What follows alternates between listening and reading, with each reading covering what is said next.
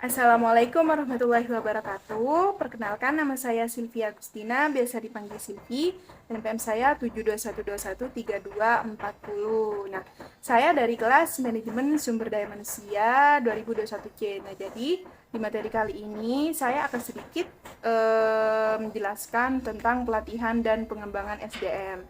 Jadi, yang pertama-tama, pengertian pengembangan itu sendiri adalah suatu usaha untuk meningkatkan kemampuan teknis, teoritis, konseptual, dan moral karyawan sesuai dengan kebutuhan pekerjaan atau jabatan melalui pendidikan dan latihan. Nah, jadi pengembangan SDM itu sendiri bisa kita lalui melalui pendidikan dan latihan. Selanjutnya, di sini ada tujuan pengembangan. Yang pertama yaitu untuk meningkatkan produktivitas kerja, lalu yang kedua untuk meningkatkan efisiensi, dan yang ketiga mengurangi kerusakan, yang keempat menghindari atau mengurangi kecelakaan, yang kelima meningkatkan pelayanan, keenam ada memperbaiki dan meningkatkan moral karyawan, nomor 7 ada meningkatkan karir, nomor 8 ada meningkatkan cara berpikir, meningkatkan kepemimpinan,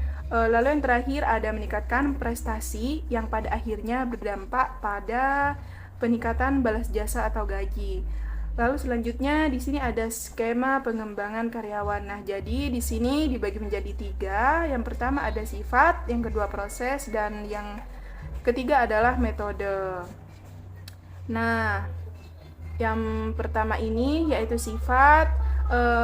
Pengembangan karyawan bisa kita lalui melalui pengembangan pengetahuan, pengembangan keterampilan, dan pengembangan sikap. Nah, yang kedua dari proses adalah pengembangan intelektualitas, latihan atau praktek. Lalu yang terakhir ada pengembangan sikap atau sifat yang emosional.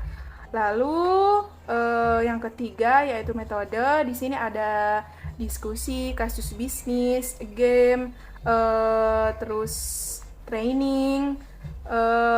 Selanjutnya ada prosedur pengembangan karyawan. Yang pertama adalah penentuan kebutuhan. Nah, jadi di sini penentuan kebutuhan ini dibagi menjadi 3. Yang pertama ada satuan organisasi yang mengelola SDM, lalu manajer berbagai satuan, yang terakhir ada pegawai yang bersangkutan. Lalu yang kedua adalah penentuan sasaran yang terdiri dari technical skill, manager skill, dan conceptual skill. Lalu yang ketiga ada penentuan isi program. Nah, yang keempat ada prinsip-prinsip belajar yang terdiri dari partisipatif, repetisi, relevansi, dan yang terakhir adalah umpan balik. Lalu ada pelaksanaan program. Nah, jadi metode pelaksanaan program itu sendiri bisa on the job, classroom methods, magang, dan vestibul. Lalu yang terakhir ada penilaian pelaksanaan program.